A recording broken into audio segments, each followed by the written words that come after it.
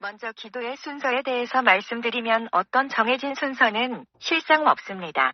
음성을 듣고 성령님의 내적 인도하심을 받으실 수 있는 분이라면 성령의 인도하심을 따라서 행하시면 됩니다. 다만 원론적인 순서는 다음과 같습니다. 첫 번째 죄에 대한 회개를 하십시오. 이 부분이 가장 먼저 들어가는 것은 성경에 이르기를 우리에게 죄가 있으면 하나님께서 기도를 듣지 않으신다고 말씀하고 있기 때문입니다. 그러므로 하나님과 우리 사이를 가로막는 진홍같이 붉은 죄를 회개하여 우리의 심령을 양털같이 깨끗하게 하여야 하기 때문입니다. 일반 분들이 회개라고 하면 간단히 그냥 잘못하였다고 고백만 하면 되는 것으로 알지만 그것은 진정한 회개가 아닙니다. 성령 우리의 연약성으로 다시 반복적으로 죄를 우리는 지을 수도 있는 연약한 존재이지만 회개를 할 때는 철저하게 해야 하며 반드시 그 행위를 하지 않겠다는 분명한 결단을 포함하여야 합니다. 또 용서해 주시겠지라고 생각하며 반복적으로 그 행위를 하겠다는 마음은 여전한 채 지은 죄의 부분에만 용서를 구하는 것은 진정한 회개가 아닙니다. 그리고 철저하게 회개를 하시기 바랍니다. 성경은 우리가 마음속으로 품은 악한 생각일지라도 죄라고 언급합니다. 그러므로 철저하게 생각나는 것들을 모두 회개하고 철저하게 회개를 하여야 합니다. 아시다시피 죄는 하나님과 우리 사이를 가로막는 장막이여, 징계를 불러오는 샷이여, 사단의 통로여, 축복을 앗아가는 독소이며 나아가 우리의 영을 어둡게 하여 하나님을 밝히 알게 하지 못하게 하며 그분의 음성과 성령의 지시를 어둡게 만드는 먹구름입니다. 그러므로 철저하게 회개하는 순서를 항상 먼저 가지십시오. 우리는 보통 기도할 때 우리의 필요와 간구가 성급하여 자꾸만 기도의 내용으로 빨리 나아갑니다. 하지만 그것은 도리어 기도의 역사를 끌어내리지 못하는 이유 중에 하나입니다. 하나님과 우리 사이의 죄의 벽을 헐지 않고 하는 기도는 성경의 말씀대로 하나님이 듣지 않으시기 때문입니다.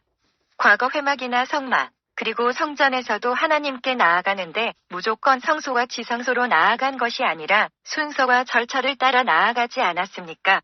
그러므로 기도나 예배나 하나님 앞으로 나아가는 모든 것들에는 영적인 절차가 있는 것입니다. 그러므로 기도의 순서에 있어서 첫째요, 그리고 철저하게 거쳐야 하는 과정이 바로 죄의 처리의 과정입니다. 성전에서 제사를 드릴 때도 제물을 잡아 피를 쏟고 번제로 드리고 물두멍에서 씹는 과정의 시간이 더 오래 걸리지 않았겠습니까?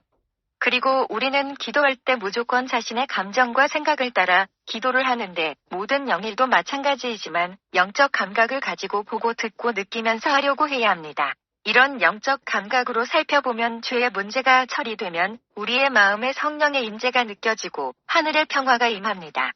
마치 부모님께 죄를 짓고 마음을 졸이던 아이가 부모님께 죄를 용서받고서 느끼는 마음의 평화와 안식 같은 것이지요. 그리고 답답하고 어둡던 마음에 빛이 임하고 마음이 정돈이 됩니다. 이는 하나님과의 담이 헐어지고 교통의 문이 열림으로 말미암아 하늘의 신령한 비, 생명의 빛이 자신의 마음에 비치어오기 때문입니다. 또한 방언으로 기도를 드리다 보면 통역으로 죄가 용서되기 전까지는 죄의 용서를 구하는 것을 듣게 되는데 하나님의 용서하심이 있으면 감사와 찬양으로 그 내용이 바뀌는 것을 경험하게 됩니다. 자로채듯 항상 분명하게 인식되는 것은 아니지만 이러한 다양한 영적인 감각과 분별로 하나님 앞에서 죄의 처리를 확실하게 한 후에 다음에 기도 순서로 들어가야 하는 것입니다. 두 번째, 하나님께 찬양과 경배와 감사를 드리십시오. 죄에 대한 회개가 끝나면 죄를 용서해 주신 하나님의 사랑, 아들을 주시기까지 한 십자가 사랑, 그리고 우리에게 영생을 허락해 주시고 모든 범사를 인도하시는 하나님께 찬양하고 경배하는 시간을 가져야 합니다. 우리는 예배이든지 기도이든지 늘상 우리의 필요의 간구를 아뢰는 데만 익숙해져 있지만 실상 예배나 기도의 시간은 하나님과 교통하며 그분을 높이는 것이 중심이 되어야 합니다. 우리가 우리의 부모에게 무엇을 요청할 때도 먼저 부모님이 주신 사랑과 은혜에 대한 감사의 마음을 전해드리고 우리의 필요를 구하는 것이 도리가 아닙니까? 우리 영의 참 아버지 되시는 하늘의 아버지 앞에 기도할 때도 마찬가지인 것입니다.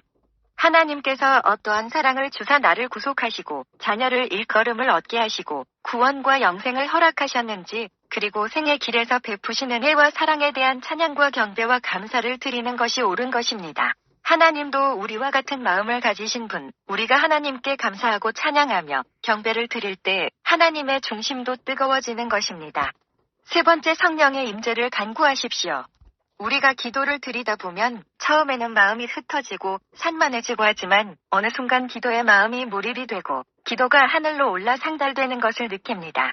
이는 우리의 기도에 성령을 비롯하여 기도를 돕는 영들이 임하였기 때문입니다. 성경은 우리가 성령 안에서 기도할 것을 말씀하고 있습니다. 우리의 혼으로는 무엇을 아뢰어야 할지, 진정 아뢰어야 할 것을 잘 알지 못합니다. 성령의 이끌리심을 받기 위하여 성령님의 임재를 간구하여야 합니다. 기도의 영, 기도를 돕는 천사를 보내달라고 기도해야 합니다. 실상 우리가 행하는 모든 영의 일들에는 성령의 역사가 없으면 아니 됩니다. 그것은 아무런 열매를 맺지 못하는 인간적인 애씀일 뿐입니다. 영의 일은 우리의 육의 힘으로 하는 것이 아니며 예수님께서 제자들을 향하여 너희가 위로부터 능력을 덧입을 때까지는 예루살렘을 떠나지 말라고 하신 것처럼 성령의 능력을 덧입고 성령으로 말미암아 행하여야 하는 것입니다. 그러므로 실상 역사하는 기도는 성령 안에서 성령의 도우심으로 말미암는 기도여야 합니다. 그러므로 우리가 살아 역사하는 불의 기도를 드리기 위해서는 하나님이 받으시고 기뻐하는 향의 기도, 보좌 앞 금단에 드려지는 기도를 드리기 위해서는 성령 안에서 성령의 도우심을 받아서 해야 합니다. 네 번째 보호 기도를 드리십시오. 기도의 내용 중에 보호 기도에 관한 지식은 일반 성도님들이 잘 모르시는데 기도를 드릴 때 보호기를 하는 것을 습관화하여야 합니다. 특별히 신유나 축사 등의 능력 백야를 앞둔 사역에서는 필수적입니다. 보호 기도를 드려야 하는 이유는 첫째, 하나님은 우리의 기도가 없이는 역사하시지 않는 것의 영의 세계의 법칙이요 하나님이 정하신 공예이기 때문입니다. 에스겔 36장 37절 나 주 여호와가 말하노라 그래도 이스라엘 족속이 이와 같이 자기들에게 이루어 주기를 내게 구하여야 할지라. 하나님은 천지 만물을 창조하시고 이 땅의 다스림에 모든 관세를 우리 사람 곧 아담에게 주셨습니다. 하지만 누구든지 그 순종하는 자의 종이 된다는 영의 세계의 법칙에 따라 우리 사람이 원수 마귀에게 속아 그 말을 듣고 그의 종이 되어버리므로 우리 사람이 가졌던 관세가 원수 사단에게 넘어가 버렸습니다. 그러므로 하나님이 정하신 때까지는 원수 마귀가 공중의 권세를 잡고 합법적으로 활동하고 있습니다. 그러므로 예수님을 사단이 시험할 때 내게 넘겨준 것이므로라고 말하고 있는 것이지요. 예수님께서 오셔서 그 합법적인 권세를 깨버리셨지만 그래도 우리는 이미 그러나 아직이라는 세계 속에서 살아가고 있습니다. 그러므로 이 세상은 여전히 공중의 권세 잡은 원수 사단이 지배하는 속성이 있는 세계 속에 아직 머물고 있습니다. 그러므로 하나님께서 우리의 아무런 기도 없이 그냥 이 세계에 개입하시는 것은 영의 세계에서 공에 어긋난 일이요 사단의 항변을 받을 수 있는 일인 것입니다. 물론 우리가 그 세세한 것들까지 다 알기는 어렵지만 영의 세계도 그냥 움직이는 것이 아니라 어떤 질서와 법 속에서 움직이는 것인 것입니다. 비유컨대 우리나라가 일제 식민지 시대에 있을 때 우리나라를 돕고자 하는 마음이 서방의 열국에 있을지라도 아무런 요청이나 조건 없이 일본을 공격하는 것은 불법이 됩니다. 왜냐하면 이미 일본의 통치 아래 우리나라가 들어가 버렸기 때문이지요. 서방의 열국이 우리를 도울 수 있는 길은 우리나라에 임시 정부가 생기고 합법적으로 요청이 있을 때 그 요청을 근거로 불의한 일본의 무력 통치에서 우리를 해방시키려고 올 수 있는 것이지요. 이러한 것에 비유해 볼 수 있는 원리로 하나님께서 우리 인류의 역사에 개입하시는 것은 반드시 개입하실 만한 어떤 공의 조건이 마련되어야 합니다. 그리고 그것의 일반적인 것이 기도입니다. 누군가의 눈물과 땀의 중보에 기도의 씨앗이 뿌려질 때 그 씨앗을 근거와 공의로 하나님께서 우리의 세계 속에 역사하실 수 있는 것입니다. 영의 세계의 일들을 어떤 틀로서 회개할 수는 없겠지만 그리고 또 우리가 모든 일들을 다 알 수는 없겠지만 어쨌거나 이것이 영의 세계의 일반적인 공의입니다. 그러므로 하나님은 그렇게 뜻을 정하셨더라도 너희가 구하여야 역사하시겠다 말씀하시는 것입니다. 에스겔 36장 37절 나 주 여호와가 말하노라 그래도 이스라엘 족속이 이와 같이 자기들에게 이루어 주기를 내게 구하여야 할지라. 그러므로 우리의 기도 시간은 사실상 영적 전쟁의 시간이기도 하므로 우리는 보호 기도를 습관화하여 드려야 합니다. 보호 기도의 요청을 드려야 하나님의 보호하심을 받을 수 있습니다. 기도의 내용의 표현은 자신이 좋아하는 표현을 쓰시면 됩니다. 저의 경우에는 보통 이와 같이 기도합니다. 저는 사역자이기에 지체들을 위한 보호기를 포함시킵니다. 아버지 하나님, 이 시간 저와 저의 가족과 일가 친척과 친구들과 지인들과 그리고 저의 사역과 사역에 속한 지체들을 지키고 보호하여 주옵소서. 우리 모두의 가정과 교회와 일터를 지켜주옵소서. 그 모든 것들에 예수 그리스도의 보혈의 피를 뿌립니다. 성령의 불의 능력으로 둘러 보호하여 주시고 어둠에 제압하는 아버지의 빛으로 둘러 지켜주옵시고 하늘의 천군 천사를 보내셔서 지켜주옵시고 아버지의 날개 아래 품어 보호하여 주옵소서. 참고적으로 이러한 기도를 드릴 때 특별히 주님의 보혈을 뿌리는 기도를 할 때는 영의 세계는 마음의 세계, 마음의 생각으로 보혈을 뿌리는 생각을 하여야 합니다. 그리고 성령님의 인재의 기도 때와 마찬가지로 충만한 성령의 인재가 느껴지고 영적 감각과 육적 감각으로 전능하신 하나님의 성령께서 충만히 인재하고 운행하시기를 기다리곤 합니다.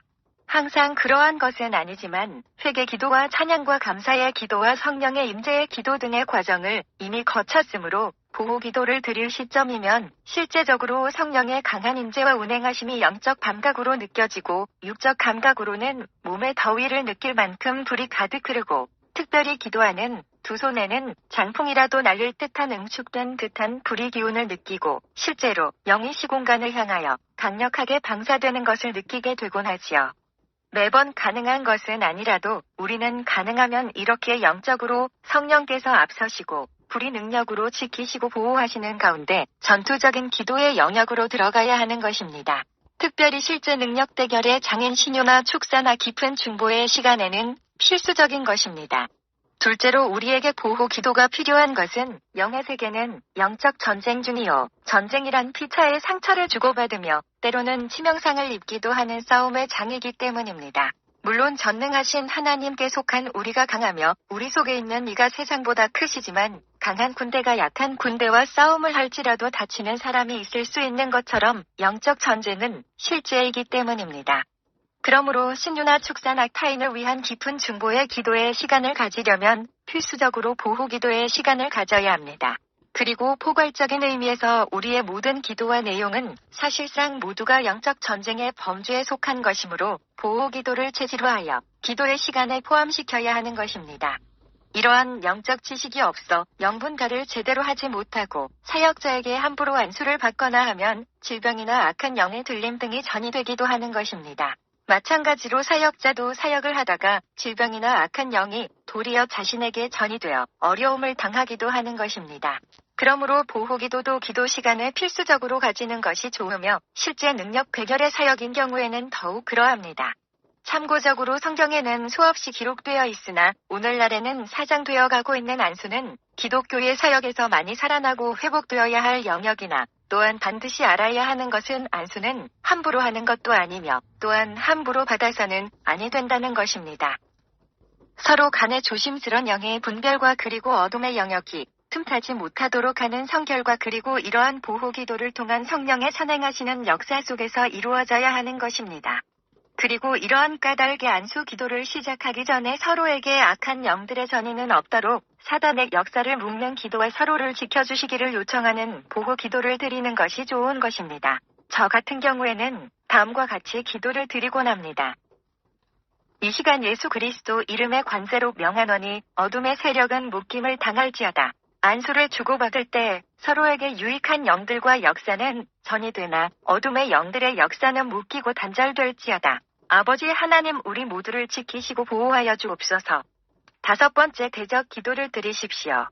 이렇게 나름 철저하게 보호 기도의 준비가 되었다면 이제는 기도를 방해하는 영적 어둠의 세력을 제거하기 위한 대적의 기도를 드려야 합니다. 물론 이러한 것이 정석은 아니지만 성경과 그리고 저의 개인적인 견해요 경험이니 참고하십시오. 다니엘이 기도를 할 때 보면 기도를 드리는 시간에 이미 응답은 되었으나 둘째 하늘의 영역에서 영적 전쟁으로 인하여 기도의 응답이 새 일회나 지연되는 것을 보게 되지요. 대적 이상은 오래 후의 일입니다.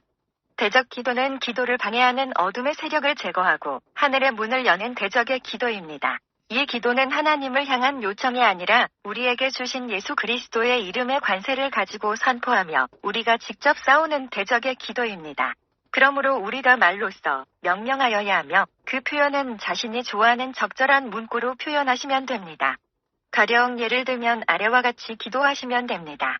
영적 감각을 가지고 느낌으로 이만하면 되었다 싶을 때까지 어느 정도 하시면 됩니다. 내가 예수 그리스도의 이름의 권세로 명하노니 이 시간 나의 기도를 방해하는 어둠의 세력은 하늘에서 땅으로 번개같이 떨어질지어다. 사단과 그의 사자들과 어둠의 영들은 내 기도의 하늘에서 물러가라. 떠날지어다. 6번째, 하나님께 기도하며 교통하는 시간을 가지십시오. 앞에 이러한 모든 기도의 순서가 지났으면 이제는 제사장이 성소에 들어가서 분향단에서 중심으로 향을 피웠던 것처럼 신령과 진정으로 자신의 필요의 기도의 내용과 중보의 내용들을 아려는 시간을 충분히 가지시면 됩니다. 성령님의 인도하심에 따라서 마음으로 기도하고 영으로 기도하고 마음으로 찬미하고 영으로 찬미하는 충분한 시간을 가지시면 됩니다. 영으로 기도하고 찬미한다는 말은 방언으로 기도하거나 찬양을 드린다는 말씀입니다. 때로는 성령의 강한 인재 속에서 신령한 새 노래인 트릴라를 부르기도 하며 성령 안에서 희락의 춤을 출 수도 있습니다. 우리는 성삼위 하나님이신 성부, 성자, 성령님께 포괄적인 의미에서 모두 요청하고 기도드릴 수 있으나 기도의 정석은 성부 되시는 아버지 하나님께 성령 하나님의 도우심 안에서 성자 하나님이신 예수 그리스도의 이름으로 기도드리는 것입니다. 죄의 처리를 위한 회개의 기도, 하나님과의 더 깊은 화목을 위한 찬미와 감사, 참된 기도를 위한 성령님의 임재 요청, 나아가 보호기도와 대적기도 등의 과정을 거치며 우리의 아버지 되시는 하나님의 보좌 앞으로 다가왔으니 마음껏 우리의 필요와 간구를 아뢰는 시간입니다. 찾는 자를 만나 주시며 찾는 자에게 상 주시는 아버지 하나님 앞에서 오직 감사와 믿음으로 개인적인 필요와 중보를 위한 기도를 드리는 시간입니다.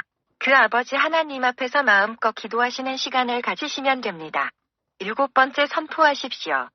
기도란 상황에 따라 다소 다를 수 있겠으며 어떤 정형화된 틀은 없겠지만 대략적인 기도의 순서를 살펴보고 있습니다. 마지막으로 중요한 선포 기도에 대해서 알아보고자 합니다. 어떤 영성 사역자는 경험상 기도보다 선포가 때로 더욱 효과적이다라고 말할 정도로 기도의 요소에서 선포는 중요합니다. 기도응답과 관련된 중요한 성경 구절인 마가복음 11장의 말씀에서도 주님은 우리가 말로 선포하여야 함을 분명하게 말씀하시고 있지요. 이 구절을 대략 살펴보면 놓치기 쉬운 영적 핵심 진리가 그 말하는 것이 가라는 구절입니다. 아무리 큰 믿음을 소유하고 있으며 기도를 드리더라도 어떤 경우에는 반드시 우리가 선포하여야 역사가 일어납니다. 사도행전 3장을 보면 제9식 기도 시간에 사도 베드로와 요한이 성전에 올라갈 때 나면서부터 안전뱅이 된 사람을 고치는 기사가 나오는데 그 기사를 살펴보면 베드로가 입으로 일어나 걸을 것을 선포할 뿐만 아니라 손으로 잡아 일으키기도 하지요. 이유는 2가지 정도 생각해 볼 수 있습니다. 첫째는 하나님께서 우리가 사는 세상에 어떤 역사를 일으키실 때는 사람인 우리를 통하여 역사하시기 때문입니다. 그것이 하나님께서 정하여 두신 세상을 섭리 경륜하시는 보편적인 공의입니다. 그러므로 하나님께서 역사하실 수 있도록 우리가 말하고 선포하고 행동하여야 역사가 일어나는 것입니다. 둘째는 입술의 선포는 마음에 내재되어 있는 믿음의 구체적인 단로이며 증거이기 때문입니다. 마음속에 내재된 잠재적인 믿음을 살아있는 산 믿음의 증거로 내어 보이기 때문에 역사가 일어나는 것입니다. 기도에 대한 깊고 세세한 내용이 아닌 대략적인 순서를 살펴보는 것이므로 이 정도에서 선포의 중요성을 설명드립니다. 어쨌거나 기도의 요소에서 우리의 입술의 말, 선포는 굉장히 중요한 요소입니다. 그러므로 기도의 역사를 이끌어내려면 기도의 과정에서 선포 기도의 시간을 가지는 것이 좋습니다. 그리고 이 선포의 기도에는 그 속성상 2가지가 내포됩니다. 하나는 역사를 이끌어내기 위한 단순 명령형 속성의 선포이고 다른 하나는 앞에서 한 기도의 하늘, 영의 하늘을 열기 위한 대적 기도하는 다른 기도의 응답과 역사를 끌어내기 위한 사단 대적형 기도의 선포입니다. 역사를 이끌어내기 위한 선포 기도는 가령 어떤 사람의 건강을 위하여 기도하였다면 나사렛 예수 그리스도의 이름으로 명하노니 강건하여질지어다라는 형식으로 선포하시면 됩니다. 같은 상황인 경우 다른 하나의 선포 기도인 기도 응답과 역사를 일으키기 위한 대적을 위한 기도인 경우에는 나사렛 예수 그리스도의 이름으로 명하노니 병을 유발시키는 경마는 떠나가라라는 형식으로 선포하시면 됩니다. 다른 각각의 상황에서도 이러한 기도문을 적절히 변형시켜 명령하시고 선포하시면 됩니다. 그런데 이 선포 기도에 있어서 한 가지 중요한 요소가 있습니다. 그것은 자신이 기도하는 기도의 대상의 성령님의 임재와 운행하심을 위한 기도입니다. 우리가 입술로 무엇을 선포할 때 어떤 역사나 능력이 나타난다면 이는 우리의 입술의 말에 능력이 있어서가 아닙니다. 그것은 하나님의 자녀된 우리가 우리에게 주어진 관세로 선포할 때 성령 하나님께서 그곳에 임재하시고 운행하시며 역사하시기 때문입니다. 물론 이 성령님의 역사에는 하늘의 천군과 천사들의 역사를 포함합니다. 그러므로 선포 기도를 하기 전에 기도하는 대상 위에 성령께서 충만히 임재하시고 운행하시기를 기도해야 합니다. 성령께서 그곳에 임재하시고 운행하셔야 역사가 일어납니다. 창세기의 기사를 보아도 성부 하나님께서 권능의 말씀을 발하실 때 그 말씀대로 역사가 일어난 것은 여호와의 신이 수면에 운행하셨기 때문이지요.